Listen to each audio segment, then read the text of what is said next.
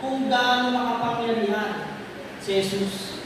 Kasi lahat ng tao, nakikita nila si Jesus. Kapag nakikita nila si Jesus sa lugar na yon, lumalapit yung mga tao. Lumalapit ang mga tao dahil sa kanyang kapangyarihan na kaya niyang pagalingin yung isang may sakit. Yung kayang pagalingin yung isang lumpo. Kaya kung bakit lumalapit ang mga tao sa kanya doon sa lugar ng Jericho. Kaya ngayon, dito sa ating introduction, in verse 2, and behold, there was a man named Zacchaeus, which was the chief among the publicans, and he was rich.